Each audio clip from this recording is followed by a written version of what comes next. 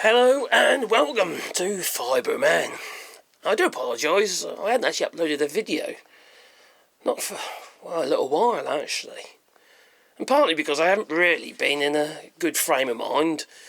I've been a bit down. Not just because of fibromyalgia, but because of what's going on around the world at the moment. It's a constant worry, and I can't do nothing about it. So I'm worrying about stuff that I can't actually deal with. Or try and sort out or anything, what's going on in Gaza and what's going on in Ukraine and what's going on in the United States and the UK, and it's just like one thing after another. I think, crikey, I need to pull back from this a bit because it's getting me down and it's getting me stressed, and my blood pressure has been going up and it's already high. Now, I've put on a lot of weight, which is something I've really got to deal with. I have put on, probably in the last couple of years, probably 15-20 kilos, which is ridiculous, absolutely ridiculous. And I've noticed it's increased more since I had medication. It's a lesser of two evils. I don't know which one is the lesser of two evils, to be honest. Because weight just amplifies everything, doesn't it? Amplifies all the problems. And my blood pressure's been going through the roof, and on an average day it's been about 160 over around 80-90, so it's not been very good at all. And we went to the doctors, and after we've recorded the blood pressure on twice a day, morning and night, and she averaged it out, added all the numbers together, averaged it out, and got the average blood pressure reading, which was obviously way too high. Put me on some blood pressure tablets, and that has brought it down to around 130-ish, which is kind of okay-ish. And we ran out of tablets 2 days ago. We've got them again now. And just because of that day of not having the tablets, I'm not having a tablet for that day, so it's only one tablet you take a day, my blood pressure went up again, back to what it was. So crikey, you realise that without this medication, your blood pressure is going to be, it's just way too high. Cholesterol's too high, blood pressure's too high. It's just not healthy. Not healthy. Now, when I used to get my weight off, I used to do keto diet. I can't do that anymore, not really. It's not a good diet to go on if you've got heart troubles. So I can't really do that. So I'm looking at other alternatives at the moment. I know there's a lot of talk about medication and stuff like that. It's not particularly popular here in France, so I don't think I'll be doing that anyway.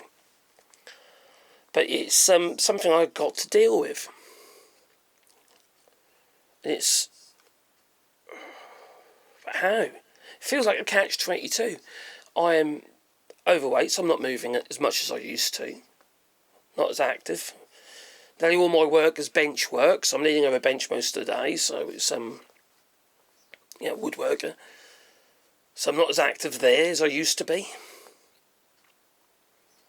And whereas before I'd kind of like craved the hard work, I'd go out there and actually look for it. If I went out on my bike, I'd look for the hills. These days it's just like, just an easy life, just sort of get by.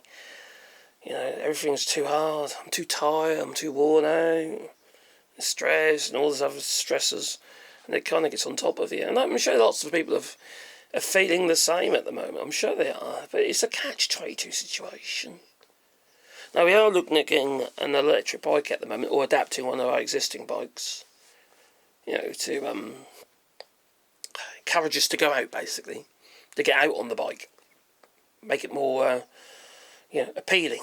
Like, for instance, the bloody hill at the end of my road here, just get up there, but at least you'll be, we can pedal about all the other bits, whatever. At least you're doing something, and you're working yourself into it, working up to it, instead of actually just going at cold turkey, so it's cold turkey, or just go hell bent at it, so to speak. I just can't cope with that at the moment.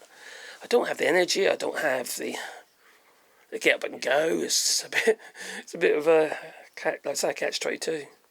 And that's how I've been feeling about it recently. It's probably one of the reasons why I haven't been uploading much in the way of videos regarding fibromyalgia recently. But I'll carry on. I don't do too many on this channel really, anyway. But it's more about recording how I'm feeling, really, anyway, for our own purposes.